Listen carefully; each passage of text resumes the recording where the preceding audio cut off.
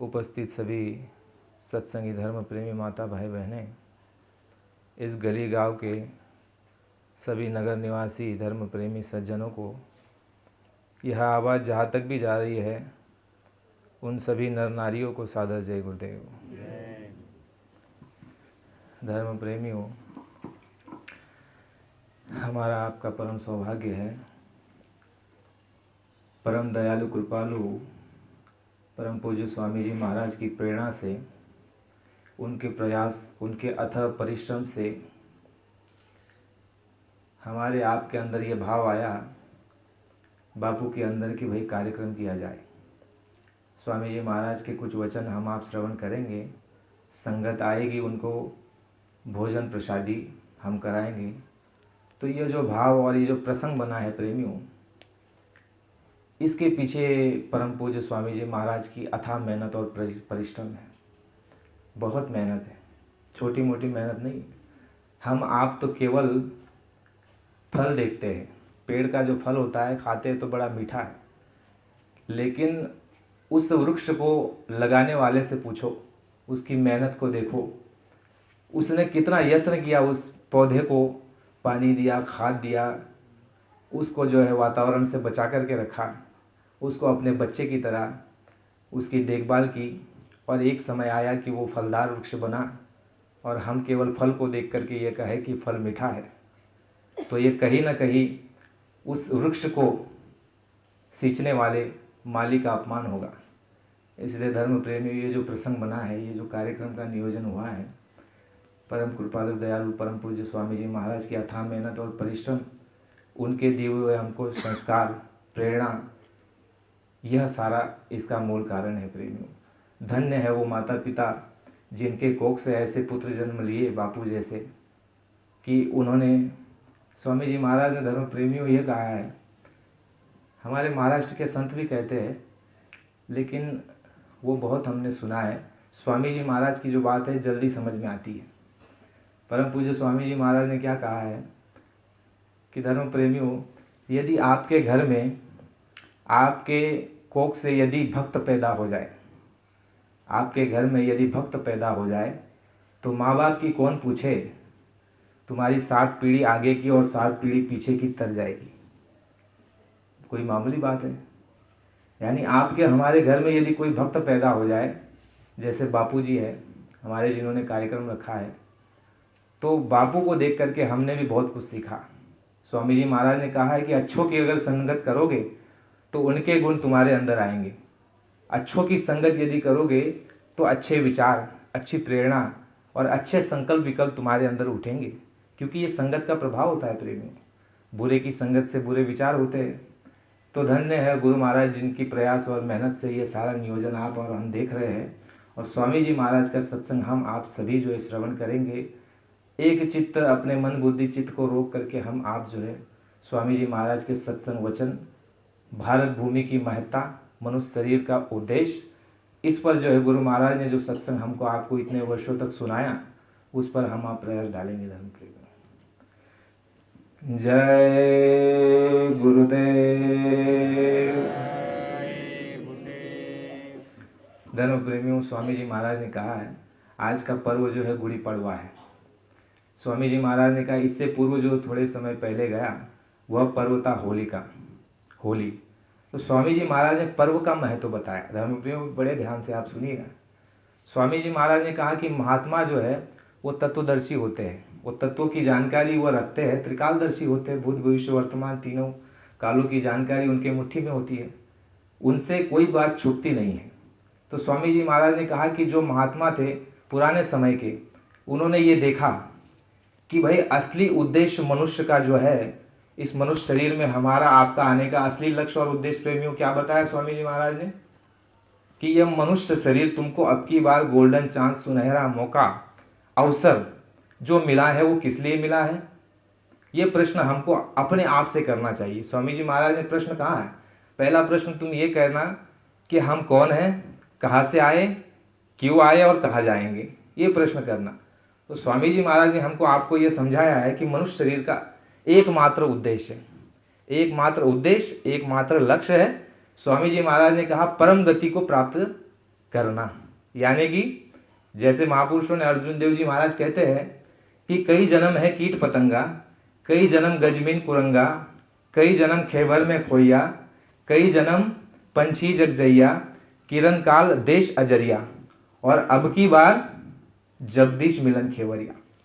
यह जो अब की बार हमको आपको मौका, अवसर, गोल्डन चांस मिला हुआ है प्रेमियों, स्वामी जी महाराज ने कहा केवल एक लक्ष्य, एक उद्देश्य, एक कार्य के लिए।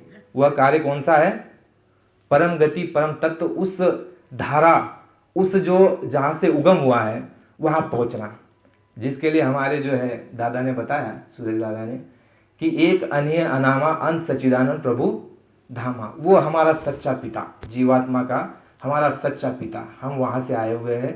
और हम उसी तरह भटक गए जैसे मेले में जब बच्चा अपने माँ बाप के साथ जाता है तो मेलों के दृश्य को देख करके बच्चा वहाँ पर रुक जाता है और माता पिता से बिछुड़ जाता है।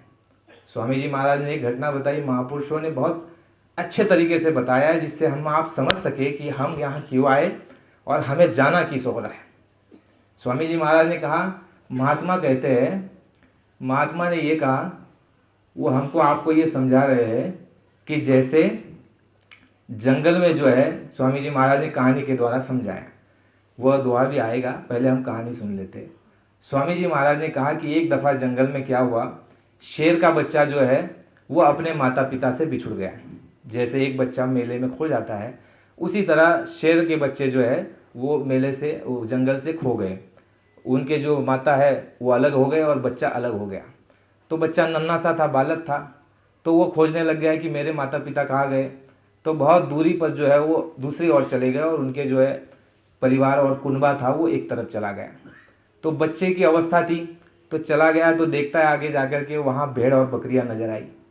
तो बच्चा नन्हा सा था, गया और भेड़ बकरियों में जो खेलने लग गया। जैसे भेड़ चलती वैसे ही वो भी चलता, जैसे भेड़ बकरियाँ एक के पीछे एक दौड़ती, उसी तरह से सारी हरकत ये जो है शेर का बच्चा करने लगा। बहुत दिन तक इसी क्रिया में लगा रहा। उसको ये लगने लग गया है कि ये मेरा परिवार है, भेड़ और बकरियों का, तो उन्हीं के साथ शेर का बच्चा रहता। गुरु महाराज ने कहा एक समय आता है कि शेर दूर से देखता है कि यह भेड़ और बकरियां है, तो शेर जो है उनको खाने के लिए दौड़ता है।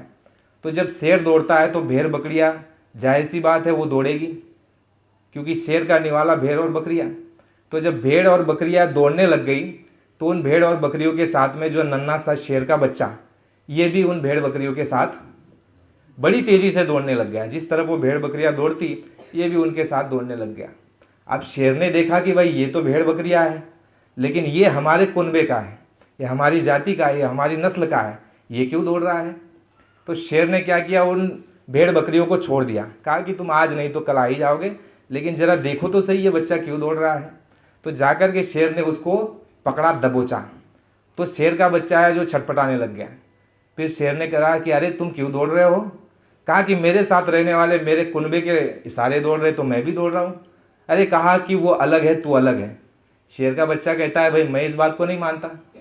जैसे स्वामी जी महाराज सत्संग में सुनाते तो हम कई बातें, लगभग गुरु महाराज ने कहा कि बच्चा मेरी बात को कोई हजम नहीं कर सकता, और जो हजम कर लेगा उसका काम हो जाएगा। ये हमने अनुभव किया है। बाबा जी ने कहा कि मेरी बातों को जल्दी कोई हजम नहीं कर सकता, और हजम कब नहीं होता, जब हमारा हाजमा खराब होता है, और जो हजम कर लेगा गुरु महाराज ने कहा उसका काम हो जाएगा। तो शेर के बच्चे ने उसी तरह से उसको समझा, अरे वो अलग है, तू अलग है। शेर का बच्चा कहता है ना बाबा मैं मानने को तैयार नहीं हूँ, कुछ अनुभव कराओ, कुछ दिखाओ। जैसे हम कहते हैं बाबा जी चमत्कार दिखाएंगे तो हम जुड़ेंगे, वरना नहीं जुड़ेंगे। तो शेर के बच्चे ने कहा तू इस तरह से आ जा, और नदी के किनारे ले जा करके उससे कहा कि देख मैं अपना चेहरा जो है पानी में झाँकता हूँ और तुम भी मेरे साथ चेहरा झाँकना, देख तेरी शकल मेरी शकल एक है। फिर शेर ने झाँका पहले और बच्चे को कहा कि तू भी झाँक। तो बच्चा जब झाँकता है और उसकी तरफ देखता है, उसकी और इसकी शकल एक जैसी। फिर कहा ये तो मान लिया कि तुम्हारी और मेरी शकल एक जैसी, लेकिन ताकत का क्या परिचय है। तो शेर ने कहा कि मैं ज़ोर से आवाज़ लगाता हूँ दहाड़, और देखना मेरी दहाड़ लगाने के बाद जंगल में क्या हरकत होती है, तुम देखना। तो शेर ने बड़ी दहाड़ लगाई। जैसे ही दहाड़ लगाई तो जंगल में पंछी, चिड़िया, हाथी, जंगली जानवर जो है भागने लग गए, चहचहाट वहाँ पर मच गई। फिर शेर के बच्चे ने कहा अरे बाप रे, आपकी तो ताकत बड़ी मालूम होती है, आपकी एक दहाड़ से जो है पूरा जंगल में हलचल हो गई। उसने कहा यही ताकत तेरी है। बोले तू भी मेरे साथ मेरे जैसे इसी तरह दहाड़। तो बच्चा जो है नन्हा सा, वो भी जब दहाड़ता है तो ठीक वैसी ही हरकत होती है। फिर शेर के बच्चे को समझाया कि तू हमारे कुनबे का, हमारी जाति का। फिर उसको धीरे धीरे जो है एहसास और अनुभव जब उसको हुआ, तब उसने माना और शेर के साथ लगा और उसके साथ जा कर के फिर उसकी ताकत उसके कुनबे में रह करके उसने अपना समय पूरा किया। तो महापुरुषों ने हमारे आपके ऊपर इस दृष्टांत को बताया। स्वामी जी महाराज ने क्या कहा कि जंगल में जिस तरह से शेर का बच्चा भटक चुका था, वो अबोध अज्ञान के रास्ते चला गया था, उसी तरह तुम्हारी हमारी हालत हो चुकी है। तो स्वामी जी महाराज महात्मा जो है उसी शेर की तरह आकर के हमको आपको जो है पहले तो जो है अनुभव कराते हैं। बिना अनुभव के कोई नहीं आता। तो स्वामी जी महाराज ने कहा एक उद्देश्य कौन सा है कि चल रे हंसा अमर लोग, छोड़ो ये संसारा, ये संसार काल भई राजा और भरम का जाल पसारा। या सारा का सारा भरम है। स्वामी जी महाराज ने हमको आपको सत्संग में क्या बताया, एक लक्ष्य है, कहाँ जाना, अपने लोग जाना। स्वामी जी महाराज ने कहा उस और जाना। तो महात्मा बड़े होशियार थे। महात्मा क्या करते थे कि कोई ना कोई जो है पर्व जो है रख देते थे कि भाई इसी पर्व के द्वारा तुम्हारा जो है मुख उस तरफ, यानी तुम्हारा ध्यान, तुम्हारा जो है विचार और तुम्हारा जो चाल, तुम्हारे जो रणनीति, तुम्हारे जो विचार उस तरफ बढ़े। तो स्वामी जी महाराज ने कहा महात्माओं ने जो होली का जो निमित्त रखा, वो निमित्त क्या था, हमने आपने तो देखा होगा गाँव में एक दूसरे को रंग लगाते हैं बेवजह। स्वामी जी महाराज ने हमको आपको ये बता दिया कि अनादिकाल से सनातन जो धर्म संस्कृति हमारी भारत भूमि में मनुष्यता का, मानव का जब संस्कृति निर्माण हुई सनातन धर्मी, वह ज्ञान स्वामी जी महाराज आज हमको दे रहे हैं। इसीलिए जल्दी बात हजम नहीं होती। गुरु महाराज ने ये कहा कि बच्चा, होली का मतलब ये था कि तुम गांव कस्बों में घर गृहस्थी में रहते हो, तो तुम्हारे वचन कर्म और शरीर से ऐसा कोई कर्म बनता है जिससे कि अड़ोस पड़ोस के नाते रिश्तेदार में, परिवार में, सगे संबंधी में या संगत में कोई ना कोई दुखी होता है, नाराज होता है, रुष्ट होता है, मतभेद आपका आपस में होता है। तो महात्माओं ने देखो एक जरिया कौन सा रख दिया कि भाई स्वामी जी महाराज ने सत्संग में बताया मथुरा के कि बच्चा तुमने जो साल भर में गलती की है, एक दूसरे का दिल दुखा होगा, एक दूसरे का अपमान कर दिया होगा, आपस में नाराजगी हो गई होगी, यानी कर्म बना तुम्हारा। तो स्वामी जी महाराज ने क्या कहा, बच्चा जिस जगह पर तुम खड़े हो उसी मिट्टी को उठा करके बहना बहनों को तिलक करेगी और भाई भाई को तिलक करेगा और आपस में गले मिल करके अपने गलती गुनाह की माफ़ी मांगेंगे। प्रेमी कितनी बड़ी बात है। साल भर में हमने कैसे कैसे जघन्य अपराध और कर्म कर डाले जो हमको भोगना था, लेकिन महात्माओं ने ऐसी युक्ति, गुरु महाराज ने कहा कि महात्माओं के पास युक्ति होती है और गुरु महाराज ने कहा कि वो युक्ति द्वारा अगर तुम चलोगे तो तुम्हारा लाभ होगा। तो स्वामी जी महाराज ने हमको आपको ये दिखा दिया कि तिलक लगा करके अपने गलतियों की माफ़ी मांगना, इसका नाम था होली। यानी कि जो कर्म तुम्हारे हमारे हो चुके हैं उसकी होली करना, उसको जलाना। तो ये उसका एक निमित्त था। फिर आज जो आपका चैत्र नवरात्रि शुरू हो रही है, तो स्वामी जी महाराज ने कहा बड़े ध्यान से आप देखिए कि भारत का विज्ञान, हमारे महापुरुषों का स्पिरिचुअल साइंस कितना ऊंचा, विश्व में कहीं भी ऐसा ज्ञान नहीं। स्वामी जी महाराज ने कहा कि देखो चैत्र नवरात्रि में क्या होता है, तत्वों की तब्दीली होती है। तत्व कैसे, तुम्हारे हमारे शरीर में 5 तत्व है और ये जो है मसाला ये 5 तत्व का है। तो यहाँ अगर वातावरण में कुछ बदल होगा तो तुम्हारे हमारे शरीर पर असर, क्योंकि आपस में हमारा आपका जुड़ा, आपस में तत्वों का हमारा आपका लेन देन है। चित्त जल पावा गगन समीरा, पंच तत्व रचित यह आधम शरीरा।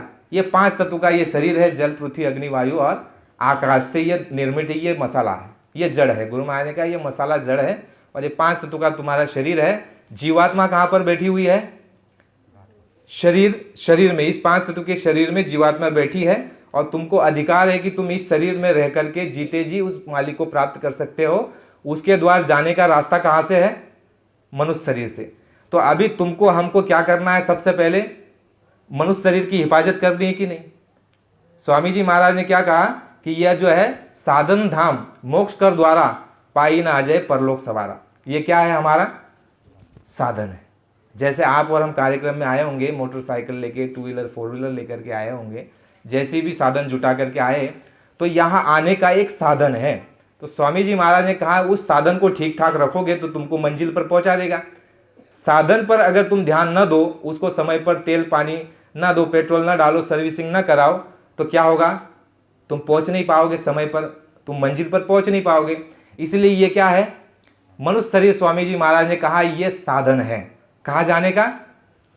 उस लोक, अपने परम तत्व को पाने का ये साधन है। इसीलिए महात्माओं ने क्या कहा? इसकी सुरक्षा करना तुम्हारी जिम्मेदारी। तो स्वामी जी महाराज ने कहा चैत्र नवरात्रि में क्या होता है? तत्वों की तब्दीली होती है। गुरु महाराज ने कहा कि पहले के समय में, पुरातन समय में ऋषि मुनि इन सभी तत्वों को जानते थे और राजा और प्रजा, बादशाह और रैयत सभी जो है महात्माओं के आदेशों के और नियमों के अंतर्गत रहते थे, इसीलिए बलशाली थे।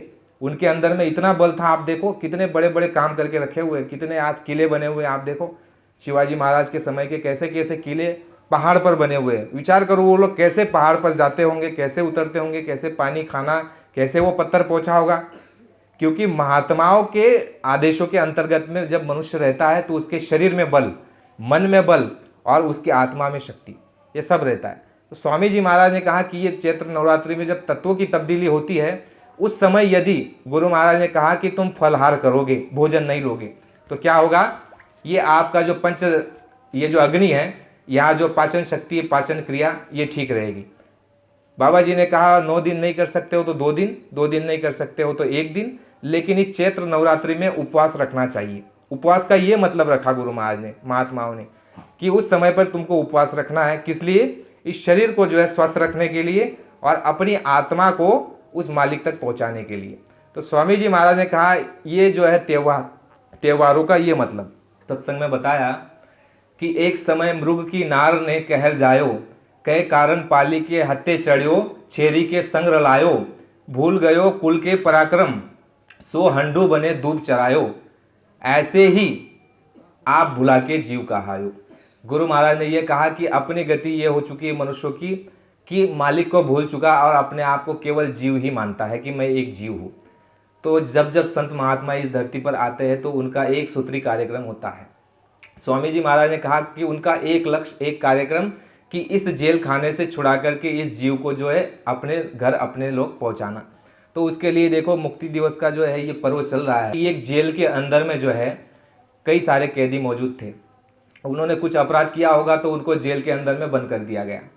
अब वो जेल के अंदर कैदी बंद है तो कुछ दिनों बाद वहाँ पर बड़े आला अफसर आते हैं तो वो कहते हैं अरे भाई जेल की हालत क्या है? तो उनको बताया जाता है कि देखो भाई जेल के अंदर में जो है इनको खाने को जो है केवल दाल रोटी मिल रही है। तो बड़ा अधिकारी ये कहता है अरे तुम एक काम करो कि दाल रोटी मिल रही है ना, तो इनको एक सब्जी बढ़ा दो, एक मिठाई बढ़ा दो, हम कुछ डोनेशन दे देंगे, उससे तुम एक काम करो। तो जेल के अंदर जो कैदी थे वो खुश हुए। अरे कहा कि दाल रोटी खाने को मिल रही थी, मिठाई और जो है एक सब्जी बढ़ गई, तो जेल के कैदी खुश। फिर कुछ दिन बाद उनको एहसास होने लग गया कि इसमें भी सुख नहीं है। फिर उनकी अपेक्षा जब बढ़ी, कुछ दिनों बाद वहाँ पर और अफसर आए तो उन्होंने कहा भाई इनकी जो है हवा की या मच्छर काटते हैं कि नहीं, पंखा है, कूलर है, कुछ है। तो जेल के जो है सुप्रिटेंडेंट ने कहा कि भाई इनको जो है मच्छर काटते हैं, हवा की कोई व्यवस्था और प्रबंध नहीं है, हमारे पास कोटा नहीं है पैसे का। तो अधिकारी ने ये कहा कि तुम इनको पंखे लगवा दो।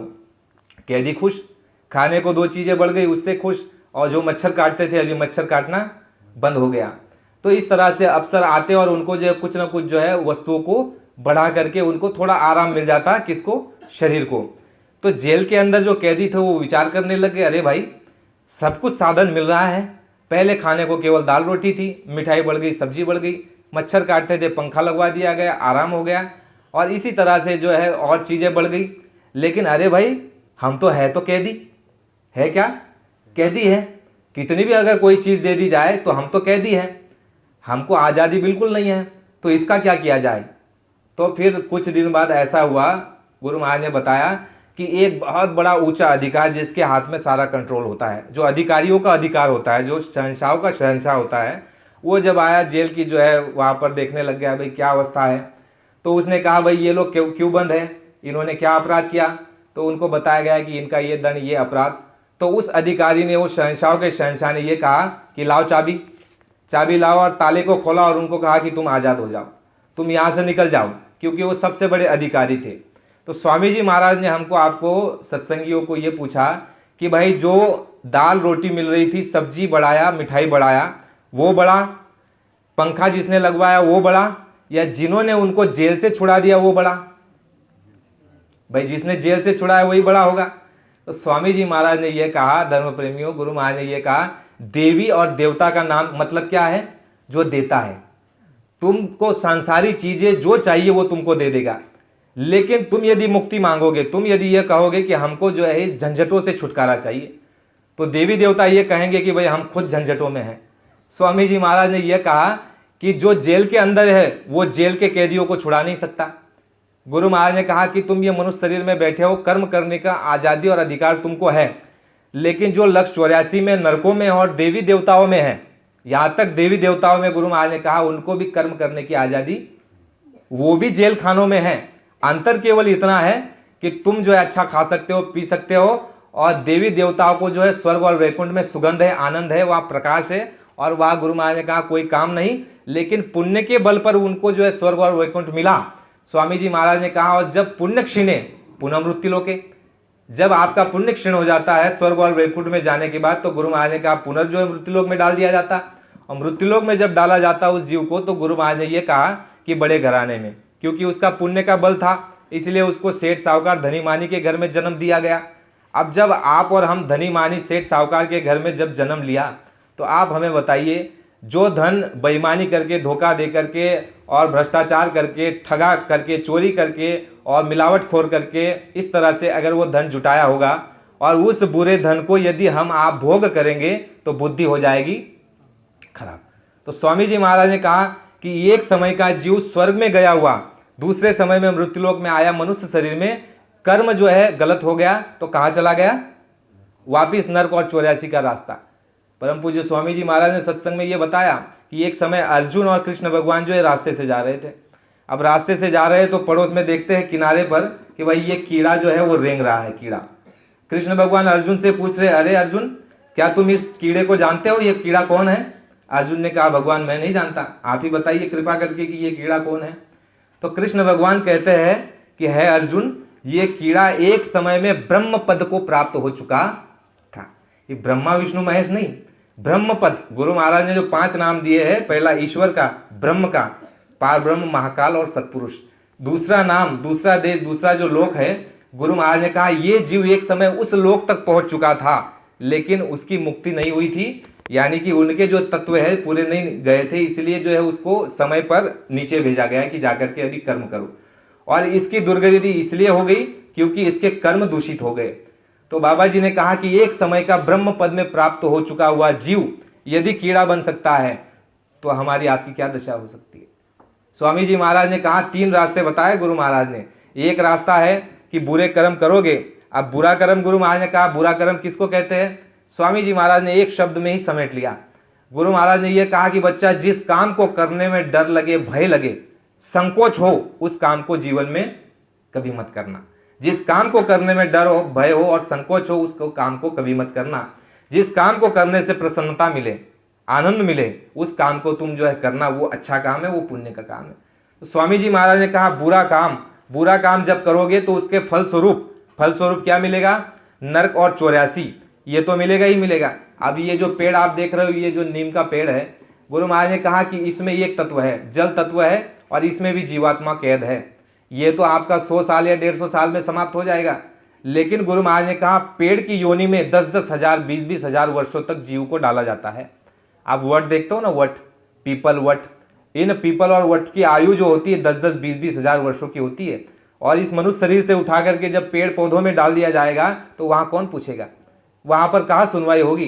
तो स्वामी जी महाराज ने कहा बुरे कर्मों के फलस्वरूप लक्ष्य और 84, और उसके बाद जब मनुष्य शरीर में डाला जाएगा तो गुरु महाराज ने कहा गलत कर्मों के कारण बीमारी, गरीबी, तंगी और तुम्हारे घर परिवार में दुख और तकलीफ और क्लेश और झंझट, बुरे कर्मों के कारण ये उसका फल है। दूसरा फल गुरु महाराज ने कहा कि पुण्य करोगे तो पुण्य से तुमको मिल जाएगा स्वर्ग और वैकुंठ। जब समय पूरा हो जाएगा तो दोबारा याद डाल दिया जाएगा, और गलती कर दोगे, अपराध हो जाएगा तो दोबारा वही रास्ता नरक और 84 का। तो इसलिए महापुरुषों ने क्या कहा कि ये जो है जितना भी ये चक्कर है इसको छोड़ो, क्योंकि स्वामी जी महाराज ने कहा कि यदि स्वर्ग में पहुंच गए, वैकुंठ में पहुंच गए, ईश्वर लोक पहुंच गए, ब्रह्म लोक पहुंच गए, तो एक समय निश्चित ही ऐसा आएगा कि तुमको नरकों की आग में जलना पड़ेगा, तपना पड़ेगा। इसलिए परम पूज्य स्वामी जी महाराज ने और सभी संतों महापुरुषों ने यह कहा कि चल रे हंसा अमरलोक, छोड़ो ये संसारा, ये संसार काल भई राजा, भरम का जाल पसारा। ये सब कुछ भ्रम है। गुरु महाराज ने कहा कि इस भ्रम को जो है अपने जो है इस भ्रम को सत्संग के माध्यम से तुम जो है अपने भ्रम को निकालो और अपने इस मनुष्य शरीर की अहमियत और इस मनुष्य शरीर के लक्ष्य को समझो। स्वामी जी महाराज ने सत्संग में बताया, जय गुरुदेव, जय गुरुदेव। अभी हमने आपने महाभारत सुनी और पढ़ी होगी या देखी होगी, तो महाभारत में एक प्रसंग आता है। प्रसंग कौन सा होता है कि रणभूमि कुरुक्षेत्र में एक समय एक दिन ऐसा निर्धारित किया गया कि कर्ण के सामने अर्जुन को आना था लड़ाई में, और कर्ण ने जो है अपने जीवन काल में एक बाण जो है बचा करके रखा था, जो अभेद यानी जो जिसका कोई तोड़ नहीं था। कर्ण ने बचा करके रखा था कि मैं ये बाण जो है केवल अर्जुन पर चलाऊंगा, दूसरा किसी पर नहीं चलाऊंगा। तो एक प्रसंग एक दिन जब आता है कि भाई कल उठ करके अर्जुन और कर्ण दोनों आमने सामने होंगे और कर्ण के पास जो बाण है इसका कोई तोड़ नहीं है। कृष्ण भगवान ने कहा कि इसका तोड़ हमारे पास भी नहीं है, ऐसा बाण कर्ण के पास है। तो विचार गोष्ठी जो है वहां पर की गई कि भाई अभी क्या किया जाए। तो कृष्ण भगवान ने ऐसी लीला खेली कि अर्जुन को उस दिन जाने ही नहीं दिया। कर्ण के सामने किसको भेजा? घटोत्कच को, जो भीम के पुत्र थे। उस दिन जो है कर्ण के सामने घटोत्कच को भेज दिया। और जब कर्ण ने देखा कि घटोत्कच जो है इतनी हानि युद्ध में कर रहा है सैनिकों की, कौरवों की सैनिकों की, कि अगर इसको घटोत्कच को रोका नहीं गया तो हो सकता है कि आज ही युद्ध जीत जाए। तो सभी जो कौरव थे उनकी ओर से सभी लोगों ने भरसक प्रयास किया, कर्ण को यह कहा कि तुमने जो बाण बचा करके रखा है अर्जुन के लिए, आज इस घटोत्कच पर चला दो। अगर तुमने ये बाण नहीं चलाया तो घटोत्कच आज ही इनको जीत दिला देगा। तो कर्ण ने जो है मजबूर होकर के, जिस लक्ष्य के लिए उस बाण को बचा करके रखा था, तो मजबूर होकर के कर्ण ने किस पर चला दिया? घटोत्कच पर। और जैसे चलाया तो घटोत्कच जो है जब गिरा तो उनके पिताजी भीम कहते हैं कि तुम कौरवों की सेना की ओर गिरो ताकि और भी जनहानि हो सके, उनका नुकसान हो सके। तो घटोत्कच वहां पर मारा गया और कर्ण को बड़ा अफसोस हुआ कि मैंने जिस लक्ष्य के लिए, जिस उद्देश्य के लिए इस बाण को बचा करके रखा था, वो बाण मेरा चला गया। तो उसको बड़ा अफसोस हुआ। तो समय आता है उसी 18 दिनों के अंदर में एक दिन ऐसा भी आता है कि जब अर्जुन जो है कर्ण के सामने मौजूद है और कर्ण जो है अर्जुन को बाण मारने के लिए तैयार है, लेकिन उसके पास वो बाण नहीं है। एक ही समय उसको बाण चलाना था और ऐसा प्रसंग बनता है और कर्म ऐसे बनते हैं कि कर्ण ने जो है अपने गुरु को उन्होंने जो है धोखा दिया था। स्वामी जी महाराज ने क्या कहा कि गुरु से कपट मित्र से चोरी ता निर्धन ता कोड़ी। गुरु से यदि कपट करोगे तो तुम्हारे जीवन में बहुत बड़ा संकट आएगा। तो वही संकट जो है कर्ण के जीवन में आया कि जब उसको आवश्यकता थी अर्जुन को मारने के लिए बाण की, उस समय बाण नहीं था। और उसी समय ऐसा प्रसंग बना, गुरु का श्राप लग गया उनको कि जब तुम्हें जिस वस्तु की आवश्यकता होगी वो तुम्हारे पास नहीं होगा और तुम्हारा वो समय पर ये शक्ति साथ नहीं देगी जो तुमने मेरे पास रह करके छल से प्राप्त की है। तो ये आशीर्वाद श्राप उनका था। तो देखते हैं उस घटना में ये आता है कि कर्ण का जो है रथ का पहिया जमीन में धंस जाता है। तो कृष्ण भगवान अर्जुन से कहते हैं कि अर्जुन अच्छा मौका है, अच्छा अवसर है, इस अवसर का पूरा लाभ ले ले और बाण चला दे और इसको खत्म कर। तो अर्जुन कहता है कि मैं ऐसा नहीं कर सकता। तो फिर उनको याद दिलाया गया कि तुम्हारे पुत्र के साथ भी इसी तरह से छल करके उन्होंने मारा हुआ है। तो फिर अर्जुन बाण चलाता है और कर्ण वहां पर मारा जाता है। इस दृष्टांत को बताने के पीछे का एक ही लक्ष्य और कारण है प्रेमियों, हमारे आपके उद्देश्य और लक्ष्य क्या है? अमर पद की प्राप्ति। उस लक्ष्य पर हम चलेंगे तो हमारी विजय होगी, हमारा लक्ष्य भेदा जाएगा। लेकिन अगर उस लक्ष्य की प्राप्ति नहीं करेंगे जिस लक्ष्य के लिए यहाँ पर आए हैं, तो हमारी दुर्गति ठीक अर्जुन के जो विरोधी थे कर्ण के जैसे होने वाली है। परम पूज्य स्वामी जी महाराज ने मनुष्य शरीर की अहमियत बताई और कहा कि बच्चा, ये मनुष्य शरीर तुमको मिलने का तुम्हारा ऐसा कोई पुण्य नहीं था जिससे कि तुमको ये मनुष्य मिल जाए। स्वामी जी महाराज ने कहा यह संतों की बड़ी कृपा और दया हो गई। पीछे के महात्माओं ने 84 लाख के जीवों पर संस्कार डाले, इसीलिए जो है इतनी जनसंख्या भारत में आज हो चुकी है। गुरु महाराज ने कहा इंदिरा के समय में जब इमरजेंसी लगाई, उससे पूर्व में जब नसबंदी कराई जा रही थी देश के अंदर में, ये इतिहास बताता है कि धड़ल्ले से नसबंदी कराई जा रही थी। अखबार का आंकड़ा था कि 10 लाख लोगों की नसबंदी कराई गई। गुरु महाराज ने कहा कि उस समय का सत्संग निकालो तो पता चलता है, बाबा जी ने कहा कि ऐसा कानून बना दिया गया, विदेश से वो कानून लाया गया कि देश की आबादी बढ़ रही है तो इनकी नसबंदी कराओ। देखो प्रेमी, बड़े गौर से सुनो। गुरु महाराज ने ये कहा उस समय पर उस इंदिरा को, कहा कि बच्ची तुमको मालूम नहीं है कि पिछले महात्माओं ने जो है जीवों पर संस्कार डाले हैं। अब गुरु महाराज ने जो सत्संग में कहा, क्या कहा कि दादा गुरु और हम कहीं जा रहे थे कार्यक्रम के लिए, तो एक जगह पर दादा गुरु ठहरे कुएं के पास और हमको कहा कि बच्चा पानी लेकर के आओ लोटा भर के। तो स्वामी जी महाराज पानी भर करके गए लोटा लेकर के। अब वही पानी को दादा गुरु ने मुंह में लिया और उसका कुल्ला किया और उसी कुएं में छोड़ दिया। और वहाँ लाल लाल चींटियाँ थी कुएं में, बहुत सारी, ढेर सारी, गुरु महाराज ने बताया। अब स्वामी जी महाराज ने कहा कि ये क्या लीला है, ये क्या खेल है। गुरु महाराज ने जब दादा गुरु को पूछा कि गुरु महाराज आपने ये क्या कर दिया, तो दादा गुरु अपने गुरु महाराज को क्या कहते हैं कि बच्चा मैं तेरे लिए संगत खड़ी कर रहा हूँ। क्या खड़ी कर रहा हूँ? संगत। प्रेमियों, गुरु महाराज ने ये कहा कि महात्माओं के शरीर का प्रताप ये होता है कि वो जिस पेड़ के नीचे बैठ जाए वृक्ष की छाया में, उसको सीधा जो है मनुष्य शरीर, जिस गाय का दूध पी ले उसको सीधा मनुष्य शरीर, जिस घोड़े की सवारी वो कर ले उसको सीधा अगला जन्म जो होगा वो योनि कटने के बाद उसको सीधा मनुष्य शरीर। स्वामी जी महाराज ने कहा इसी तरह महात्माओं ने जीवों पर 84 के जीवों पर संस्कार डाले और उन जीवों के ऊपर संस्कार डालने के बाद उनको इस मृत्युलोक में भेजने की एक योजना बहुत लंबी चौड़ी चलाई गई दादा गुरु महाराज और पीछे के महात्माओं द्वारा।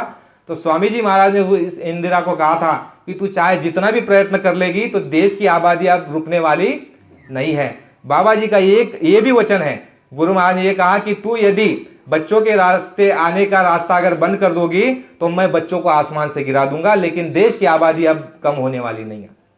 गुरु महाराज ने कहा मैं आसमान से बच्चों को गिरा दूंगा। अरे तुमको मालूम नहीं, इसी रास्ते से भगवान राम कृष्ण गौतम बुद्ध ईसा मसीह जैसे भक्त हनुमान जैसे जो है जीव आने वाले हैं, और तू बच्ची ये काम मत कर, ये जो है पाप की चरम सीमा है। गुरु महाराज ने कहा नसबंदी और गर्भपात की माफी नहीं है, और ये पाप की चरम सीमा है। जिसने अपने भांजे और भांजियों को मारा, जन्म लेने के बाद वो कंस कहलाया और उसको कृष्ण भगवान ने उसका वध किया। और यदि तुम गर्भ में ही बच्चों को मार दोगी और कुदरती रास्ता जो मनुष्यों का आने का है उस रास्ते को यदि तुम बंद कर दोगी तो गुरु महाराज ने कहा यह सबसे बड़ा अपराध है और इसका दंड तुम्हें भोगना पड़ेगा। स्वामी जी महाराज ने कहा कि उस रास्ते से जो है मनुष्य शरीर को यहाँ पर भेजा जा रहा है, कहाँ पर? भारत में। अब आप विचार करो, गुरु महाराज ने कहा 1985 की सत्संग है गुरु महाराज का, उसमें गुरु महाराज ये कह रहे हैं कि ये जो नेतागण है ये आंकड़ा बताते हैं कि 84 करोड़ की आबादी देश की है। स्वामी जी महाराज 85-86 में कह रहे हैं कि बच्चा कोरी झूठ बात है, देश की आबादी, भारत की आबादी 2 अरब है।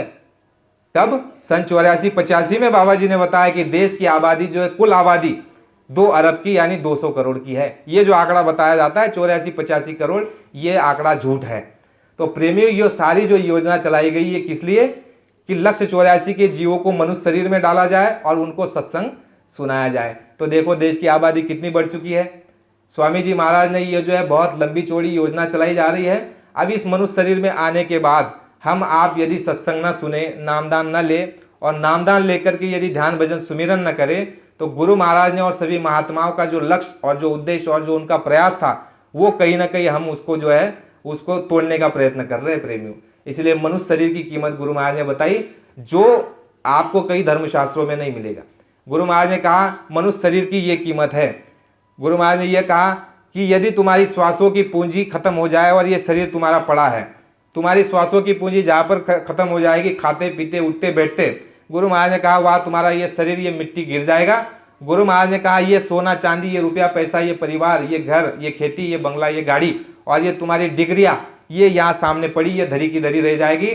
गुरु महाराज ने कहा संसार की सारे धन और सारे जो है साम्राज्य को यदि तुम तराजू की एक पलड़े पर रख दो और उस भगवान को कहो कि इसको जिंदा कर दे तो जिंदा हो सकता है? गुरु महाराज ने कहा वो जिंदा नहीं हो सकता है। ये श्वासों की कीमत है। गुरु महाराज ने कहा ये मनुष्य शरीर में उस मालिक ने तुमको श्वासों की पूंजी दी गई है और उस श्वासों की पूंजी को तुमको गिनती की दी गई है, ना एक ज्यादा ना एक कम। गुरु महाराज ने कहा उसी श्वासों की पूंजी के अंतर्गत तुमको अपना काम करना है। स्वामी जी महाराज ने कहा मनुष्य शरीर की कीमत और ये जो है आपकी श्वासों की पूंजी की कीमत। तीसरी बात गुरु महाराज ने कहा, तीसरी बात ये कही कि कलयुग में जो है पिछले के जो नियम है सारे के सारे काट दिए गए। बहुत सारे नियम जो है सतयुग, त्रेता और द्वापर के जो है काट दिए गए, निषेध कर दिए गए। गुरु महाराज ने कहा कलयुग के विधान अलग है। गुरु महाराज ने जैसे कहा कि कलयुग केवल नाम आधारा, सुमिर सुमिर नर उतरे ही भव पारा। गुरु महाराज ने कहा कलयुग में जो है प्राणायाम नहीं, हठ योग नहीं, त्राटक ध्यान नहीं। गुरु महाराज ने कहा कलयुग में केवल नाम आधार है आपको तरने के लिए। मनुष्य शरीर मिल गया, श्वासों की पूंजी मिल गई, मनुष्य शरीर की कीमत और कद्र मालूम हो गई, रास्ता मालूम पड़ गया, ध्यान भजन सुमिरन का महात्माओं ने रास्ता दिया। अब स्वामी जी महाराज ने कहा कि तुमको इस बात को जानकारी तुमको होना चाहिए कि मनुष्य शरीर में रहते हुए गुरु महाराज ने कहा कि तुमको जो है मनुष्य शरीर की कीमत मालूम पड़ गई। अब कलयुग की अगर तुमको महत्ता मालूम ना पड़े तो तुम क्या कर सकते हो? तुम वही पुराने नियम और जो कायदे है उसको ला करके सामने रख दोगे तो वहाँ तुमको नुकसान हो जाएगा। जैसे आपने सुना होगा कि मन से यदि कुछ सोचोगे बुरा तो उसका भी पाप लगता है। पिछले समय में ऐसी घटनाएं हुई है, कथा कीर्तन में हमने सुना है, हमने शास्त्रों में भी उसको पढ़ा है। ये बताया गया है कि एक जो है स्त्री और एक जो है लड़का था, भीष्म पितामह थे। भीष्म पितामह थे और उनकी जो माता थी वो कम आयु में जो है विधवा हो चुकी थी। इसलिए भीष्म पितामह ये जानते थे कि कम आयु में विधवा हो चुकी है तो मन खराब ना हो जाए, इसलिए भीष्म पितामह जो है उनको सत्संग सुनाया करते थे। रात को खाने पीने के बाद जब सोने के लिए जाते तो सत्संग सुनाते। तो फिर जब समय हो जाता तो वही माता जो है उनके जो है यहाँ पर जांघों पर सर रख करके सो जाती सत्संग सुनते सुनते। अब उसी अवस्था को दो लड़कों ने देख लिया उनके परिवार के। अब उनके मन में ये जो है गलत विचार, गलत भावना आ गई मन में कि ये दोनों का जो है रिश्ता खराब है। लेकिन जब उनको बाद में मालूम पड़ गया है कि ये भीष्म पितामह उनको जो है सत्संग सुना रहे हैं और वो सत्संग सुनते सुनते वहाँ सो गई थी, तो उनको इतना पश्चाताप और अफसोस हुआ कि हमने बहुत बड़ा अपराध कर दिया। किसी को कहा नहीं, केवल मन के अंदर ये विचार कर लिया कि इनका चरित्र खराब है, मन के अंदर ये विचार कर लिया। अब उनको ये लगा कि हमने तो बड़ा अपराध कर दिया। तो वो गए ऋषि मुनि के पास और उनसे कहा कि महात्मम, हमने जो है एक पतिव्रता और एक जो चरित्रवान स्त्री थी उन पर हमने लांछन लगाया, मन में हमने पाप उसके बारे में विचार कर लिया। तो इसका प्रायश्चित और इसका कर्म फल क्या है, उसको बचने के लिए हम इसी मनुष्य शरीर में क्या करें? तो महात्माओं ने उनको बताया कि सूखा पेड़ देख लेना और उस सूखे पेड़ को जो है रस्सी से बंधवा लेना अपने को, दोनों को, और उसमें आग लगवा देना। अगर ये ऐसा करोगे तो अगले जन्म में तुमको इसको भोगना नहीं पड़ेगा। जीते जी सूखे पेड़ को जो है अपने आप को बंधवा लो और आग लगवा दो, मर जाओ, तब वो जो है कर्म फल तुम्हारा साफ होगा और तब तुमको कर्म फल भोगना नहीं पड़ेगा। ये मनसा कर्म होता था प्रेमियों। अब आप विचार करो, कलयुग के अंदर महात्मा आए और जीव कल्याण के लिए गुरु महाराज ने कहा तीनों कालों में उस काल भगवान ने महात्माओं से वचन मांग लिया था कि तीनों काल में जीवों को जगाने के लिए आप मत जाना। सतयुग त्रेता द्वापर बीता, नहीं जाने कोई शब्द की रीता, कलयुग में स्वामी दया विचारी, प्रकट करके शब्द पुकारी, शब्द शब्द सीढ़ी हम रच डारी, चढ़ चढ़ पहुँचो अगम अटारी। अगम अटारी हमको पहुँचना है, उसके लिए गुरु महाराज ने हमको शब्द भी दे दिया। तो स्वामी जी महाराज ने कहा कि यदि तुमको ये जानकारी ना हो कि कौन सा कर्म पाप में है, कौन सा कर्म पाप में नहीं है, तो उसके लिए स्वामी जी महाराज ने जो है हमको बताया कि उस काल प्रभु ने 3 लोकों में हमको आने से रोका, सतयुग में, त्रेता में और द्वापर में, कि आप इन 3 युगों में मत आइए जीवों को जगाने के लिए, और चौथे कलयुग में आप जाइए और आप जाकर के चाहे जितने जीवों को जगाए, आप जितने भी जीवों को ले जा सकते ले जाइए, हम आपको रोकने वाले। ये उस काल भगवान ने महापुरुषों से, सत्पुरुष से वचन मांग लिया। लेकिन और साथ साथ एक वचन मांगा कि जब आप मृत्युलोक में कलयुग में जाओगे 3 युग हमको दे दीजिए, कलयुग आप ले लीजिए, उसमें हम रोकेंगे नहीं। वो काल भगवान बड़े चतुर, वो जानते थे कि कलयुग में इनको इतना निष्कृष्ट कर देंगे कि महात्मा की बात को ये मानेंगे ही नहीं। वही हो रहा है ना, ऐसा कलयुग महात्माओं को दिया और ये कहा कि महात्मम है परमपिता परमात्मा, आप जब मृत्युलोक में जाओगे तो कुछ नियम, कुछ जो है वचन आप हमको दे दीजिए, क्या, क्योंकि आपकी इतनी शक्ति है कि आपके पीछे जीव दौड़े चले आएंगे। कहा क्या वचन?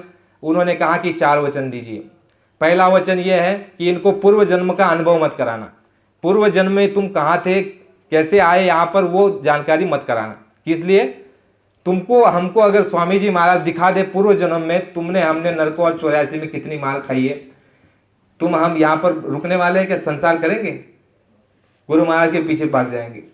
यानी कि पीछे का बोध हो जाएगा कि इतना मार, इतनी पीड़ा, इतना कष्ट झेल करके हम इस मृत्युलोक में मनुष्य शरीर में आए हैं, तो हमको संसार में नहीं रहना, बुरा काम और बुरे कर्म नहीं करना, संसार ही नहीं करना। तो स्वामी जी महाराज ने कहा, उसने कहा कि इनको पूर्व जन्म का ज्ञान मत कराना। संतों ने कहा मान लिया। दूसरी बात, दूसरा ये कहा कि इनको जो है चमत्कार मत दिखाना। प्रेम से चाहे जितना आप बताओ, प्रेम से यदि मान ले तो आप ले जाइए, कोई हर्ज नहीं है। तीसरा मांगा कि कलयुग में ही जाना, इन 3 युगों में मत जाना, तीसरा भी मांग लिया। अब चौथा कौन सा है? चौथा कहा कि जब आप मृत्युलोक में जाओगे तो आपके ही आसपास में मेरे जीव रहेंगे। किसके जीव? काल के जीव। गुरु महाराज ने सत्संग में क्या कहा कि बच्चा मेरे साथ काल के जीव भी लगे हुए हैं, इसलिए सावधानी से रहना। एक दिन में कोई सत्संगी नहीं बन जाता, और मेरे साथ रहने वाले को कभी अवतारी मत समझना, मेरे साथ रहने वाले को कभी देवता मत समझना। है बच्चा, जैसे गाय के जो है थन में किलनी क्या होती है, आयरानी में उसको कहते हैं गोचड़ी, किलनी जैसे गाय के थन में रहते हुए भी गाय का खून चूसती है, और बछड़ा दूर रहते हुए भी आकर के समय पा करके दूध पी करके अपना मस्त रहता है। ऐ बच्चा, उसी तरह पास रहने वाले महात्माओं का खून चूसते हैं। क्या कहा? तो बात आपकी समझ में आई कि नहीं?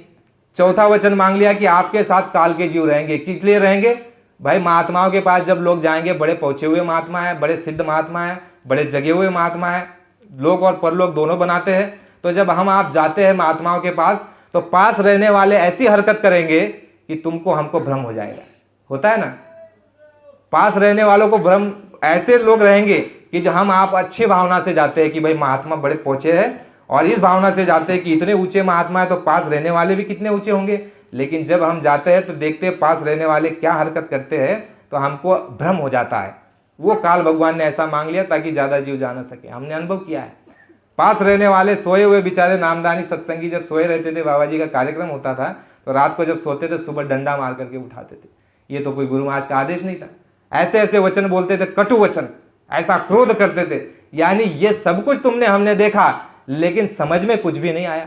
ये बात समझ में आ गई कि भाई हम आप, गुरु महाराज ने कहा हम आज भी भ्रम में हैं।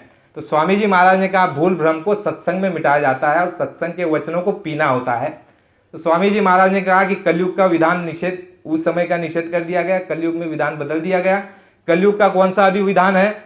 गुरु महाराज ने कहा कि मन से यदि तुम अच्छा सोचोगे तो उसका पुण्य मिल जाएगा। मन से यदि अच्छा सोचोगे तो उसका पुण्य मिल जाएगा, मन से यदि बुरा सोचोगे तो उसका पाप नहीं लगेगा। ये कलयुग में जो है बदल दिया गया। और उसी तरह से कलयुग में बहुत सारे जो है विधान बदल दिए गए। गुरु महाराज ने कहा कि कलयुग योग यज्ञ न ज्ञाना, कलयुग केवल नाम गुण गाना। और कलयुग में मन के जो तुम्हारे कर्म है वो तुम्हारे हमारे ऊपर लगेंगे नहीं।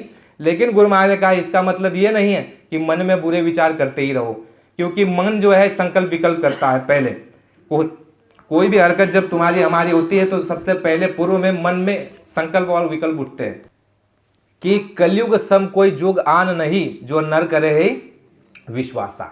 कहा कि कलयुग जैसा सुंदर सुगम वक्त इन चारों युगों में, 3 युगों में नहीं था। ये चौथा युग जो कलयुग है, इसमें जो है भक्ति मार्ग सुलभ है, सहज है, बहुत आसान है, सीधा है। गुरु महाराज ने कहा कि कलयुग सम कोई युग आन नहीं, जो नर करे ही विश्वासा। कलयुग में जो है आसान भक्ति मार्ग है। इसलिए स्वामी जी महाराज ने हमको आपको जो है इन सभी बातों का महत्व बताया, और हमको आपको जो है परिवार में कैसे रहना, समाज में कैसे रहना, गुरु महाराज ने सारे के सारे हमको आपको विधान बता करके रखे हैं, नियम बता करके रखे हैं। एक आप परिवार में तुमको कैसे रहना है, तुमको जो है अड़ोस पड़ोस में कैसे रहना है, राजकाज में तुम्हारा क्या हस्तक्षेप होना चाहिए। जय गुरुदेव। कितना समय है? जय गुरुदेव। स्वामी जी महाराज ने हमको पूरा का पूरा सत्संग सुनाया, जिसमें जो है परिवारवाद, जिसमें समाजवाद, जिसमें मानववाद, जिसमें राजकाज की व्यवस्था में तुम्हारा क्या हस्तक्षेप हो और कैसे तुम सावधानी से रहो। ये सारी की सारी बातें गुरु महाराज ने हमको आपको बता करके रखी है। प्रेमियों, असली मतलब और मकसद तो ये है कि हमको अपने देश अपने लोग जाना है। और स्वामी जी महाराज ने कहा उसके लिए तुमको सबसे पहले जो इस शरीर की शुद्धि के लिए ये जो नियम बताया गया है चैत्र नवरात्रि का, इसमें तुमको अपने शरीर के लिए शुद्धि कर लेनी। जो बीमारी शरीर में है या जो आने वाली है उससे बचाव के लिए जो तुम चैत्र नवरात्रि में जो 6 महीने में आता है, फिर आगे जो आएगा, इसमें तुम शरीर की सुरक्षा करो। ये तो सारी की सारी सत्संग में बात गुरु महाराज ने बता दी।